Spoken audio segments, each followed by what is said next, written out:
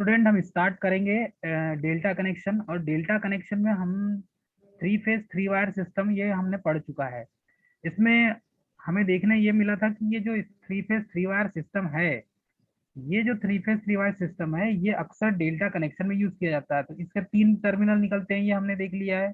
कौन कौन से तीन टर्मिनल निकलते हैं? ये फर्स्ट वाला टर्मिनल हो जाएगा, ये सेकंड वाला, और ये थर्ड वाला टर्मिनल निकल जाएगा स्टूडेंट। मतलब तीनों टर्मिनल में क्या करेंगे हम? कनेक्शन करके डेल्टा कनेक्शन बनाएंगे। अब हमने देखा था कि डेल्टा कनेक्शन में लाइन वोल्टेज जो होता है वो फेस वोल्टेज के बराबर होता है। किसके इक्वल होता है? लाइन वोल्टेज फेस वोल्टेज के बराबर। ये मोस्ट इंपॉर्टेंट है, ये हमें जानना बहुत जरूरी है। और ये इसे हमें, ये जो इक्वल जो है सभी फेस वायर में, देखिए ये कॉइल लगी हुई है। ई आर में भी, ई वाई में और ई बी में, ये तीनों में कॉइल लगी हुई है। ये जो है ये लाइन वायर कहलाते हैं। और लाइन वायर में इसमें जो फेस वायर जो है, मतलब प्रत्येक फेस में जो वायर कनेक्ट है वो फेस वायर है, और उसी फेस वायर में जो कॉइल लगी है उसमें वोल्टेज जनरेट होता है। तो ये क्या है? ईएमएफ या वोल्टेज है स्टूडेंट। ये वोल्टेज जो जनरेट होता है उसको हम शो करते हैं।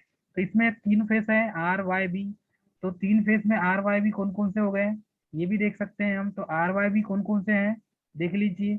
ये आर फेस का हो गया, ये वाई फेस का हो गया, और ये नीचे जो है बी फेस का हो जाएगा स्टूडेंट।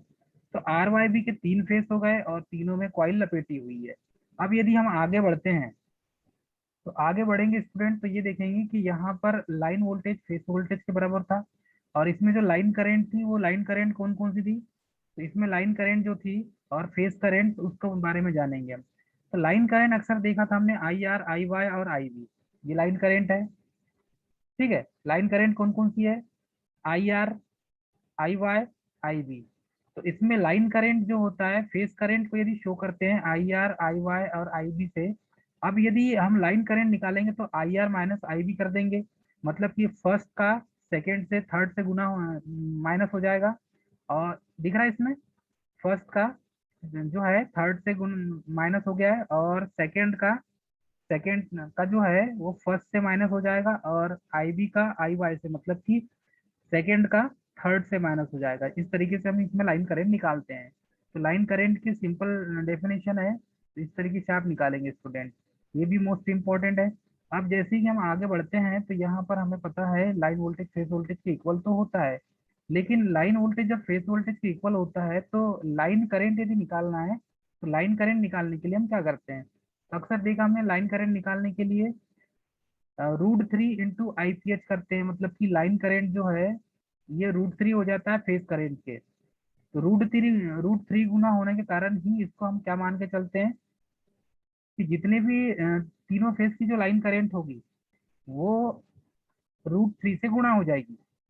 फेज करंट के √3 से गुना हो जाएगी। तो फेज करंट के यदि √3 गुना हो जाए तो लाइन करंट हमारी निकल जाएगी। तो अक्सर लाइन करंट निकालने का यही फार्मूला होता है, ठीक है। अब यदि हम आगे बढ़ते हैं, तो आगे बढ़ेंगे तो यहाँ पर power, active power, reactive power, apparent power. तो एक्टिव पावर को किलोवाट से शो करते हैं, रिएक्टिव पावर को केवीआर से शो करते हैं, और एपरेंट पावर जो दिख रहा है आपको वो केवीए से शो करते हैं। अब सीधे हम आते हैं इसके फेजर डायग्राम में। तो फेजर डायग्राम जो होता है स्टूडेंट, ये तीनों फेज के लिए बनाए जाते हैं। अब तीनों फेज के लिए बनाए जाएंगे तो वो किस तरीके से बनाए जाएंगे ये भी देखेंगे हम। इसमें देखेंगे ये जो फेजर डायग्राम है, ये कौन सा डायग्राम है? Phasor diagram. तो ये जो फेजर डायग्राम है स्टूडेंट, इसमें देखेंगे हम अक्सर एक प्रत्येक कॉइल में जो वोल्टेज उत्पन्न होता है उसी को रिजल्टेंट जो लाइन होती है उसको मान के चलते हैं। मतलब कि यदि तीनों को मैं इस तरीके से जोड़ दूं आपस में, और जोड़ने के बाद यदि मैं तीनों को यहाँ से यदि ये डेल्टा कनेक्शन में कन्वर्ट कर दूं, तो ये देखिए ये डेल्टा कनेक्शन में कन्वर्ट इस तरीके से हो जाएगा। इसका जो कनेक्शन है ये इस तरीके से हो जाएगा डेल्टा कनेक्शन में स्टूडेंट। तो यहाँ पर जो रिजल्टेंट वोल्टेज होगा ई आर, ई वाई, और रिजल्टेंट वोल्टेज हो जाएगा ई बी। कहने का मतलब ये आर फेस हो गया, ये हो जाएगा वाई फेस, और ये हो जाएगा बी फेस। तो आर वाई बी ये तीनों फेस हो जाएंगे स्टूडेंट। यदि इन दोनों के बीच में जो लाइन करंट है, लाइन करंट यदि निकाली जाए, तो लाइन करंट निकालने के लिए हम जो फार्मूला यूज करते हैं वो फार्मूला कौन सा हो जाएगा? तो वो फार्मूला होगा I R minus I B minus I Y. दिख रहा है आपको? और ये नीचे हो जाएगा लास्ट वाला। तो ये जो नीचे जो है इसको जब फुल फ्लेश में भी चेक करते हैं हम, तो फुल फ्लेश में जब चेक करेंगे तो वी आर, वी वाई और वी बी, ये तीनों की जो वोल्टेज होगी वो समान होगी। मतलब उसमें कोई चेंजेस आपको नहीं मिलेंगे, तीनों फेस में इक्वल वोल्टेज उत्पन्न होंगे। और जब इनका रिजल्टेंट बनेगा तो ये रिजल्टेंट आई बी और आई वाई जो है, इन दोनों के बीच में इसका परिणामी आई बी माइनस आई वाई हो जाएगा। वैसे ही ये जो आई आर करेंट है और आई बी जो करेंट है, इन दोनों का resultant I R minus I B हो जाएगा। अब ये ऐसा इसलिए होता है क्योंकि 30 + 5, यदि 30 + 5 को ऐड कर दें, अब यदि एक फेस के बीच में 120 डिग्री का कोण होता है प्रत्येक फेस में, तो यहाँ पर 30 + 5 एंगल को ऐड करेंगे तो ये हो जाएगा 30 + 30, तो ये हो जाएगा 60 डिग्री स्टूडेंट। तो ये जो एंगल है इसी एंगल को यहाँ पर ऐड किया जाता है। अब इसे समझने के लिए हमें क्या करना पड़ेगा? ये जो 30 डिग्री का कोण है, यहाँ पर 30 डिग्री का कोण दिख रहा है, इस 30 डिग्री के कोण को इस फाई के साथ ऐड किया जाता है, जोड़ा जाता है। जब इस फाई के साथ इसको हम ऐड करेंगे तब ये क्या हो जाएगा, इसका रिजल्टेंट जो है एंगल, जिसे आप पावर फैक्टर एंगल कहते हैं, ये रिजल्टेंट कोण मिलेगा दोनों के बीच का। तो ये होता है पावर फैक्टर जो एंगल है, ये करंट और वोल्टेज के बीच का होता है। अब इसमें जो ये जो एंगल है ये कॉस फाई, और कॉस फाई में जो फाई का मान है यही फाई का एंगल है स्टूडेंट, इसको इसके साथ डिनोट किया जाता है। तो ये जो फाई एंगल है, इस फाई को 30 डिग्री के साथ ऐड किया जाएगा।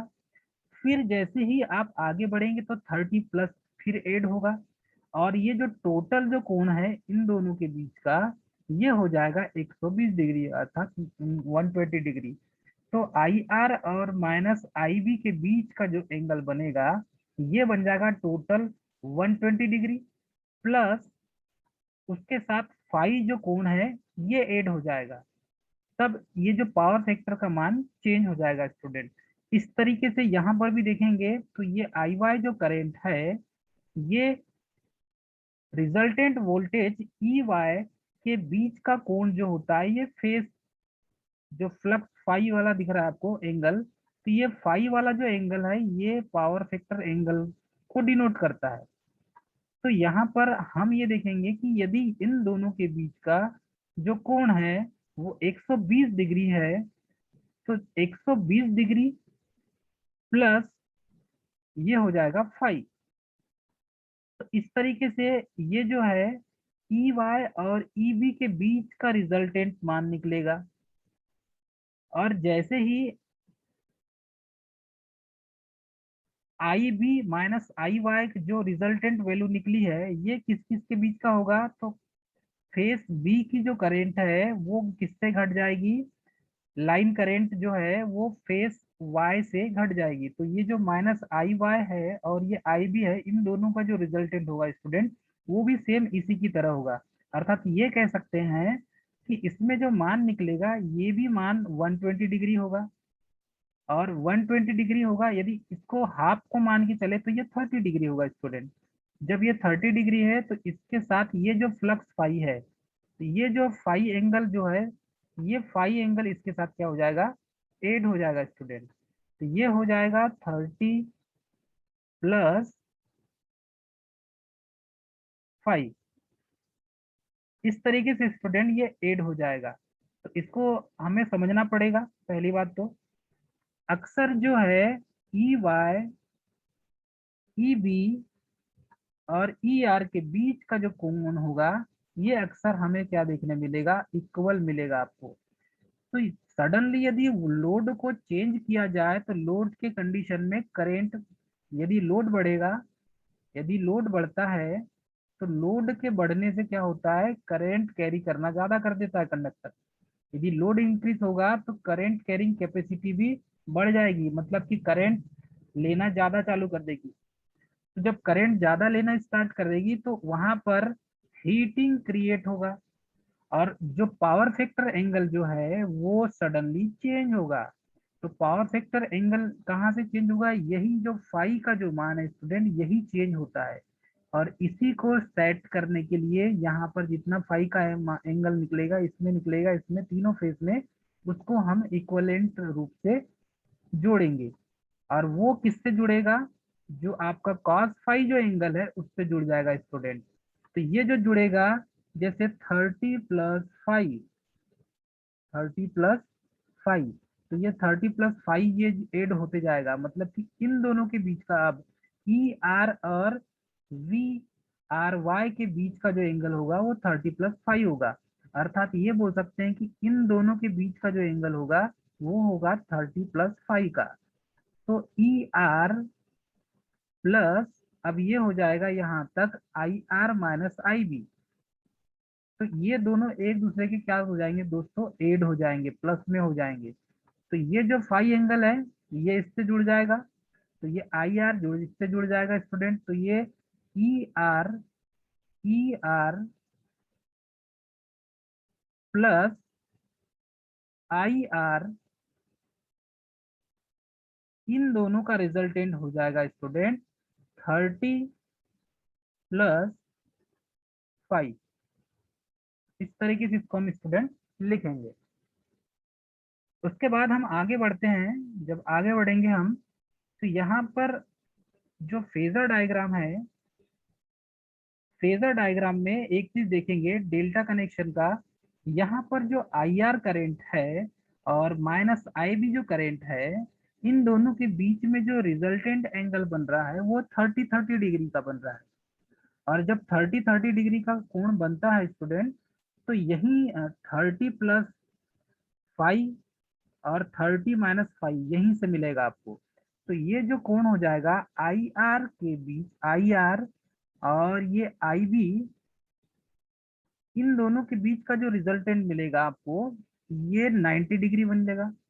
और जब 90 डिग्री का कोण जो है ये इसके साथ +30 या -30, यदि माइनस आई बी है तो ये इसका रिजल्ट क्या हो जाएगा, I R minus I B हो जाएगा स्टूडेंट। तो जो 30 अंश का जो कोण है, ये जो 30-30 डिग्री का कोण है, एक साइड माइनस आई बी होगा तो एक साइड क्या हो जाएगा, ये प्लस आई बी हो जाएगा स्टूडेंट। तो इस तरीके से हम इस वैल्यू को निकालेंगे। कुछ समझ में आ रहा है, इसके लिए आपको थोड़ा सा बुक को रिफर करना पड़ेगा। एक काम करेंगे, आप बुक को रिफर करेंगे, घर पे जाके बुक पढ़ेंगे, तब ये थोड़ा सा समझ में आएगा। क्योंकि डेल्टा कनेक्शन का जो फेजर डायग्राम है ये इतना आसान नहीं है। ठीक है स्टूडेंट, सभी को समझ में आ रहा है। आर यस फेज की जो सर। आर फेज की जो करंट है, देखो ये आर फेज की करंट यहाँ पर रिजल्टेंट एंगल कितना बना रहा है, 90 डिग्री का बना रहा है। आर फेज की जो करंट है वो रिजल्टेंट एंगल कितना बना रहा है, 90 डिग्री का बना रहा है।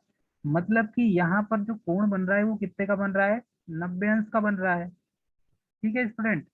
और ये जो रेफरेंस लाइन है, ये रेफरेंस लाइन क्या है कि ये रेफरेंस रेफरेंस लाइन है किसकी, आई आर की। मतलब आर फेज की करंट, ये क्या हो जाएगा, आर फेज की करंट। तो ये जो रेफरेंस लाइन है ये आर फेज की करंट की रेफरेंस लाइन है। अब यदि इसको इसके आगे बढ़ाते हैं हम, तो ये जो दूसरी लाइन होगी ये माइनस आई बी करंट की रेफरेंस लाइन होगी। और यहाँ से यहाँ तक की जो होगी लाइन, अब देखिए ये क्या हो जाएगा, यहाँ से यहाँ तक का आधा कोण बनेगा, आधा एंगल। तो ये जो एंगल बनेगा ये बनेगा आई आर माइनस आई सी का बनेगा। ये जो रेफरेंस एंगल होगा स्टूडेंट, यहाँ पर इसे बनाएंगे तो कैसे बनाएंगे, ये बनेगा आपका I R minus I B. तो I R minus I B ये जो है इसका रिजल्टेंट होगा। तो ये I R minus I B मतलब यहाँ से लेकर यहाँ तक का जो मान है वो है I R minus I B. ठीक है स्टूडेंट।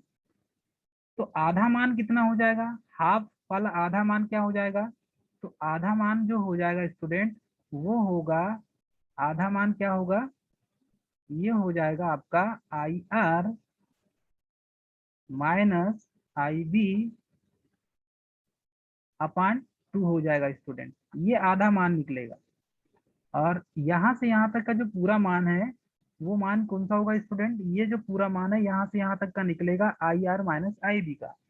तो हाफ आधा जो मान होगा I R minus I B plus ये ऐड हो जाएगा और आई आर प्लस ये हो जाएगा आई बी। इन दोनों को जब जोड़ेंगे हम I R minus I B by 2 plus I R minus I B by 2, तो ये हो जाएगा स्टूडेंट, इसका टोटल जो मान निकलेगा ये टोटल मान हो जाएगा I R minus I B, ये इसका टोटल मान होगा स्टूडेंट। तो इस तरीके से हम इसको क्या कर सकते हैं, डिनोट कर सकते हैं। अब यदि इसमें देखेंगे हम तो ये जो cos फाई का जो मान है, cos फाई का जो मान है स्टूडेंट, ये cos फाई का मान किस पर डिपेंड करेगा, I R minus I B by 2, क्या हो जाएगा, cos फाई का मान I R minus I B by 2 और उसके अपान में क्या हो जाएगा, 2 हो जाएगा, क्योंकि ये आधा मान है, ये जो मान है ये कौन सा मान है स्टूडेंट, आधा मान है। और ये आधी वैल्यू जो है ये किसकी है, यहाँ से लेकर यहाँ तक की आधी वैल्यू है ये, मतलब इतना मान है आधा मान, ये जो आधा मान है ये है स्टूडेंट, इसे हमें मानना पड़ेगा। जब आप cos 30 का मान ज्ञात करते हैं तो आपको ये फार्मूला लगाना पड़ेगा। यदि I R minus I B है तो ये 2 आई बी कॉस 30 हो जाएगा, इसका रिजल्टेंट वैल्यू कैसा निकलेगा, 2 आई बी कॉस 30, क्यों, क्योंकि ये 2 है और ये आई बी है। अब कॉस 30 का मान क्या होता है, √3/2। तो यहाँ पर देखिए ऊपर में है 2, ये 2 है तो ये दोनों क्या हो जाएंगे, कैंसिल हो जाएंगे। अब यदि हमें I R minus I B का टोटल मान निकालना है तो ये टोटल मान कितना निकलेगा स्टूडेंट, टोटल मान निकलेगा √3 आई बी निकलेगी। मतलब इसके पहले ही मैंने बताया था, ये जो लाइन वोल्टेज है, लाइन करंट जो है इसमें, लाइन करंट वो √3 फेस करंट के बराबर होती है, ये मैंने भी आपको बताया था। तो इसी को प्रूफ करने के लिए दिखाना था स्टूडेंट। तो ये प्रूफ कहाँ से होगा, ये प्रूफ होगा यहाँ से। तो ये I R minus I B ये किसके गुणा में हो गया, √3 आई बी के हो गया।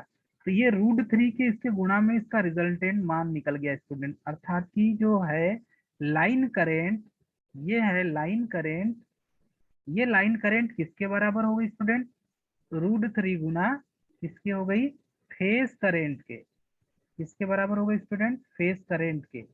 तो ये जो लाइन करेंट है ये √3 गुना फेस करेंट के बराबर होती है।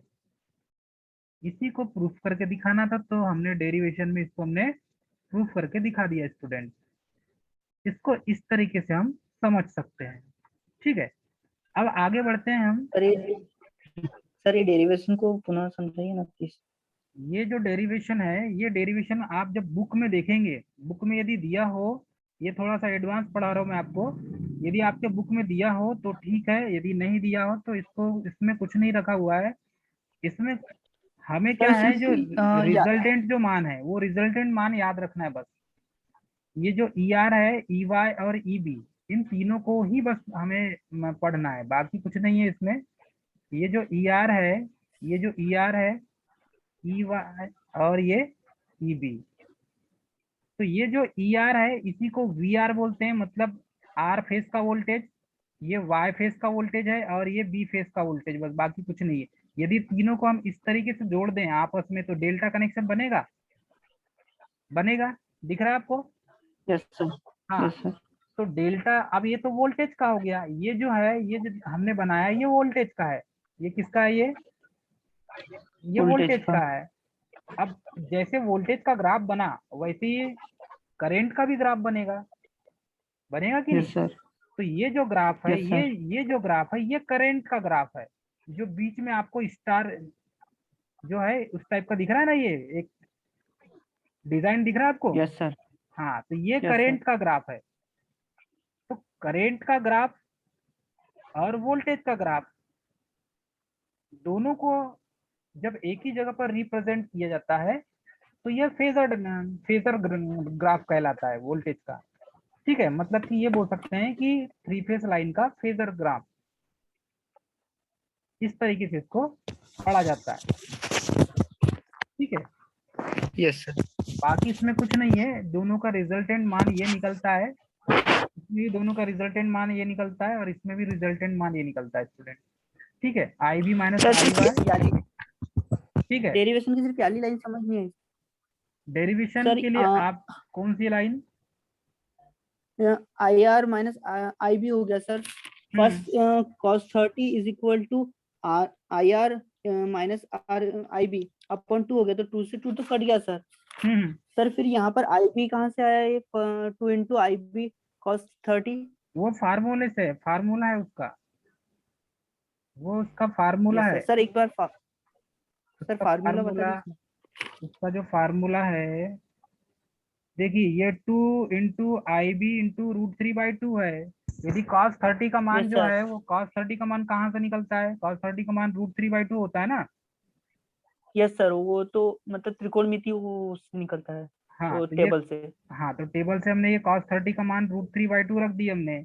आई बी जैसा का यस वैसा सर। है। ठीक है, ये 2 बी सर वो जैसा का आई वैसा ही बी। है।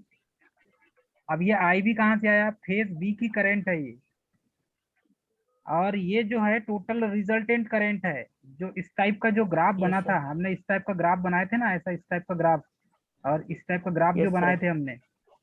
ठीक है, यस सर। तो ये इसका मान समझो आई बी है। ठीक है, यस और सर। इसका जो मान है ये माइनस, ये समझो आई आर है। ठीक है, चलो इसको यस माइनस सर। मान लेते हैं, इसको प्लस मान लेते हैं।